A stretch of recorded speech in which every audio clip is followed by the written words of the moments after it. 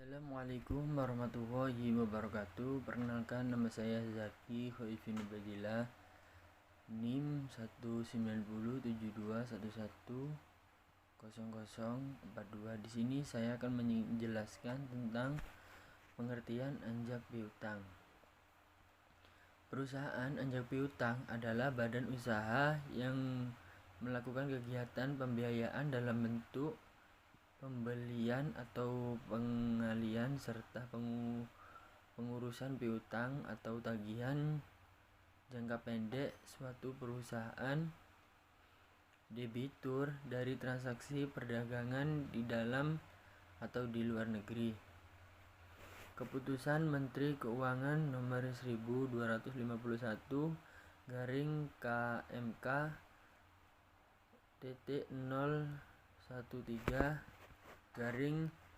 tahun 1988 tanggal 20 Desember tahun 1988. Kegiatan anjak piutang meliputi yang pertama, pengambilalian tagihan suatu perusahaan baik dengan cara dibeli atau dengan cara lain sesuai dengan kesepakatan. Yang kedua adalah usaha penjualan kredit pada suatu perusahaan. Yang ketiga ada penagihan utang perusahaan dengan klien. Selanjutnya adalah mekanisme anjak piutang. Dalam kegiatan anjak piutang terdapat 3 pelaku utama yang terlibat, yaitu perusahaan anjak piutang, yang kedua adalah klien, yang ketiga adalah nasabah atau disebut dengan debitur. Faktor adalah perusahaan atau pihak yang menawarkan jasa anjak piutang, sedangkan nasabah adalah pihak-pihak yang mengadakan transaksi dengan klien. Assalamualaikum warahmatullahi wabarakatuh. Saya Ainul Yakin akan melanjutkan materi yang selanjutnya, yaitu tentang produk anjak piutang. Transaksi anjak piutang sendiri tumbuh sejalan dengan meningkatnya berbagai kebutuhan supplier. Dalam praktiknya, di sini ada beberapa macam anjak piutang. Dalam macam-macam anjak piutang dibedakan dalam berbagai wujud yang dapat dilihat. Untuk yang pertama yaitu dilihat dari segi pemberitahuan kepada pihak customer, yaitu ada dua bagian, yaitu disclosed factoring dan undisclosed factoring. Yang disclosed factoring ialah customer diberitahu kalau tagihan sudah dialihkan kepada lembaga factoring serta pembayaran dicoba langsung kepada lembaga factoring tersebut. Terus yang undisclosed factoring itu pihak customer tidak diberitahu tentang sudah dialihnya piutang, hingga nanti terjadi sesuatu yang bisa memunculkan risiko terhadap lembaga factoring tersebut. Yang kedua yaitu dilihat dari segi keterlibatan klien. Itu ada dua, yang pertama resource factoring dan non resource ataupun white out resource factoring. Yang pertama tentang resource factoring ialah pihak klien turut dan memikul risiko yang bisa jadi mencuat atas tagihan yang dialihkannya. Factoring bisa saja mengembalikan tagihan yang sudah dijual itu kepada klien serta ini wajib dituangkan dalam kontrak factoring.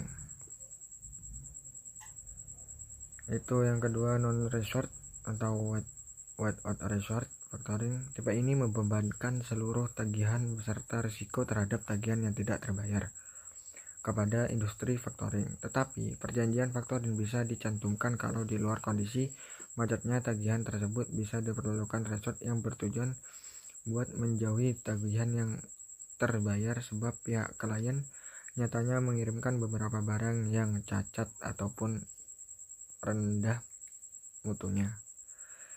Terus yang selanjutnya ada dari segi jumlah hutang yang dialihkan. Itu ada dua juga. Yang pertama fakultatif factoring dan whole turnover factoring. Qualitative factoring ialah pihak factoring diberikan hak opsi untuk memastikan apakah piutang diterima dengan kontrak factoring ataupun tidak. Saat sebelum piutang itu dinyatakan diterima, klien leluasa menjual piutangnya kepada pihak lain.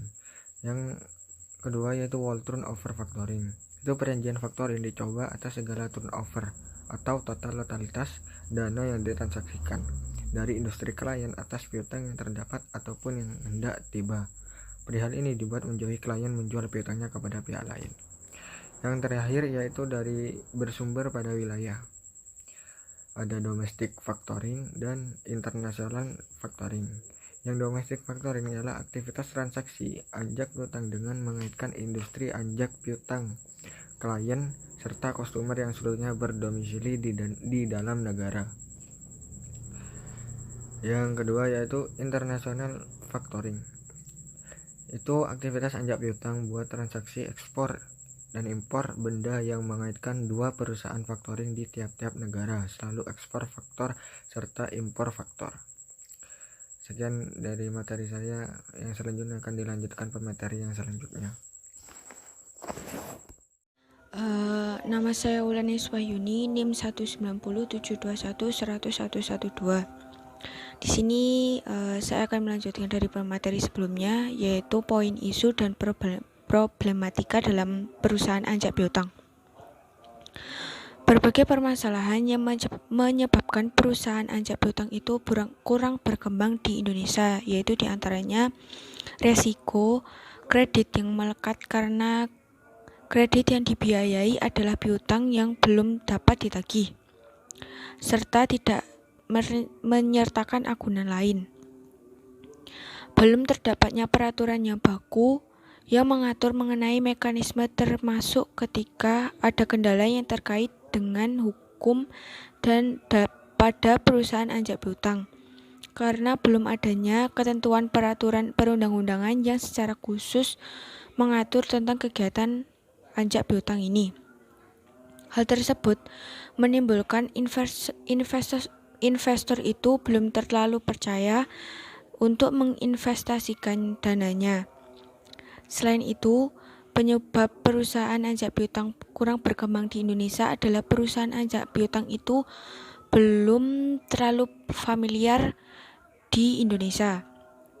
Seringkali pula dalam perjanjian anjak piutang ini terjadi one prestasi dari pihak debitur, yaitu ketika piutang dagang sudah dialihkan oleh pihak klien ke pihak perusahaan anjak piutang.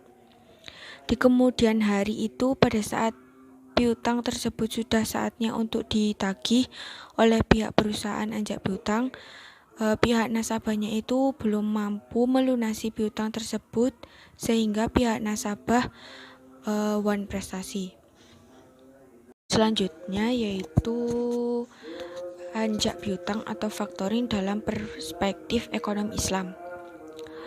Konsep anjak piutang yang berdasarkan prinsip syariah sering dikatakan sama secara operasional dengan hiwalah dalam perbankan syariah, yaitu perjanjian atau pengalihan hutang dari satu tangguhan kepada tangguhan lain yang tentunya sesuai dengan prinsip syariah. Selanjutnya yaitu skema hiwalah dalam lembaga keuangan syariah. Dalam skema hiwalah ini terdapat 3 pelaku dalam kegiatan hiwalah. Yang pertama yaitu muhil atau penyuplai, yang kedua yaitu muhal atau pembeli, yang ketiga muhal alaih atau faktor atau bank. Berdasarkan skema di atas itu penjelasannya sebagai berikut. Pertama-tama, penyuplai atau muhil itu menjual barang kepada pembeli atau muhal secara pembiayaannya itu secara angsuran dalam jangka waktu yang pendek. Kemudian penyuplai meminta persetujuan kepada pembeli untuk menjual piutang tersebut kepada perusahaan lembaga pembiayaan atau yang disebut dengan faktor atau bank. Maka dari situ dibuatlah perjanjian factoring antara penyuplai atau muhil dan faktor atau bank atau muhol alaih. Selanjutnya, faktor atau bank membayar kepada penyuplai muhil atas hutangnya pembeli atau muhal tersebut. Selanjutnya, faktor atau bank atau muhal alaih itu menagih kepada pembeli atau muhal terhadap barang yang sudah disebutkan. Setelah jatuh tempo, maka pembeli atau muhal itu membayar hutangnya kepada faktor atau bank atau muhal alaih. Assalamualaikum warahmatullahi wabarakatuh. Perkenalkan, nama saya Muhlisin Dwi Cahyo, NIM 108. Di sini saya akan menjelaskan materi perkembangan anjak piutang dari masa ke masa, yaitu dari pertama dilakukannya mekanisme anjak piutang sampai terkenalnya anjak piutang sekarang yang ada di Indonesia. Sejarah awal mula anjak piutang itu terjadi di Mesopotamia. Di situ dikenal dengan nama factoring.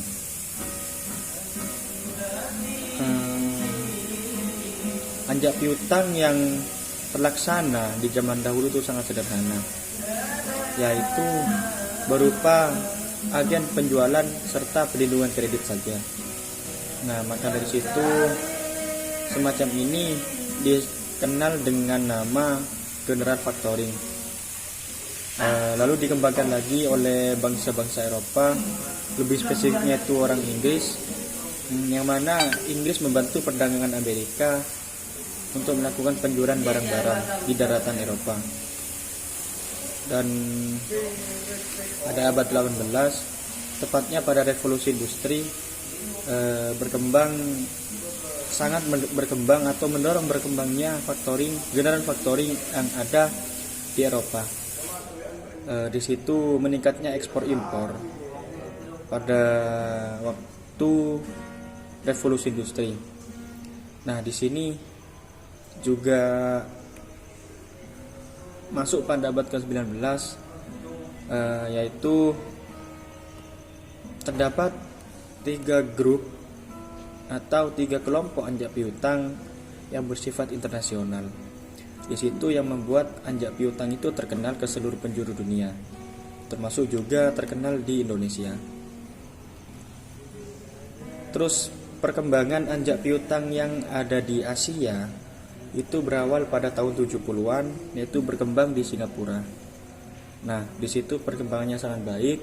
Untuk mekanismenya kurang lebih sama dengan apa yang telah dilakukan sebelum-sebelumnya. Untuk di Malaysia sendiri itu berkembang pada tahun 80-an. Nah, sedangkan di Indonesia itu berkembang pada tahun 1988 dengan dibuktikan dengan surat keputusan Presiden nomor 61 tahun 1988. Di Indonesia anjak piutang tidak langsung populer, tetapi anjak piutang ini di Indonesia diharapkan harapannya untuk membantu kesulitan yang bergerak di bidang kredit manajemen. Itu menurut kelompok kami mengenai perkembangan anjak piutang. Terus materi yang kedua yaitu perbedaan anjak piutang syariah dan konvensional. Menurut kelompok saya, anjak piutang yang syariah dan konvensional itu memiliki atau bertolak belakang dari segi hukum, dari segi mekanisme dan lainnya. Konsep anjak piutang yang syariah itu bertujuan untuk menghindari riba, gharar, maisir, dan hal-hal yang lainnya. Ditinjau dari perbedaan anjak piutang syariah dan konvensional itu, yang pertama ditinjau dari segi hukum. Segi hukum anjak piutang sendiri atau acuan yang digunakan oleh anjak piutang itu sendiri. Anjak piutang syariah itu memiliki dasar hukum aturan syariah yang berdasarkan Al-Quran dan hadis, ijma maupun kias, dengan dikuatkan oleh fatwa Dewan Syariah Nasional atau DSN. Nah, sedangkan anjak piutang yang konvensional itu memiliki hukum atau acuan, yaitu surat keputusan Menteri Keuangan. Itu menurut tinjauan perbedaan yang pertama. Terus yang kedua yaitu dilihat dari sistem upah. Jika anjak piutang menggunakan pemberian ujroh berdasarkan kesepakatan bersama, sedangkan kalau anjak piutang konvensional menggunakan sistem telah ditentukan oleh perusahaan tersebut, jadi sudah tidak bisa diganggu gugat atau itu sudah merupakan kebijakan dari perusahaan tersebut. Aspek yang ketiga yaitu ditinjau dari jenis transaksinya. Di situ anjak piutang syariah menggunakan sistem yang terbebas dari gharar, riba, dan maisir. Itu yang digunakan oleh anjak piutang syariah. Sedangkan anjak piutang konvensional tidak ada ketentuan mengenai hal itu karena tidak berdasarkan kepada Al-Quran, hadis, ijma dan kias atau Dewan Syariah Nasional. Ditinjau perbedaan yang keempat yaitu ditinjau dari objeknya. Objek anjak piutang syariah harus menggunakan barang yang halal. Itu pun masih diwawancara atau ditanyakan lagi oleh pihak perusahaan tersebut. Sedangkan yang konvensional tidak ada ketentuan karena kembali lagi kepada tinjauan yang ketiga, yaitu tidak ada dasar hukum yang mendasari atau dasar hukumnya itu bukan Al-Quran, hadis, ijma dan kias atau Dewan Syariah Nasional. Terus yang kelima ditinjau dari adanya pengawas yang mengawasi anjak piutang tersebut. Di dalam anjak piutang konvensional tidak ada pihak yang mengawasi di dalam anjak piutang ini. Sedangkan di anjak piutang syariah itu ada pihak yang mengawasi, yaitu Dewan Syariah Nasional atau disingkat Dewan Pengawas Syariah atau disingkat DPS. Akad yang digunakan di dalam anjak piutang yang syariah ini adalah akad hiwala, qorat hiwala bil ujrah. Sedangkan di dalam anjak piutang konvensional menggunakan akad berpayung hukum negara tanpa menyesuaikan prinsip syariah.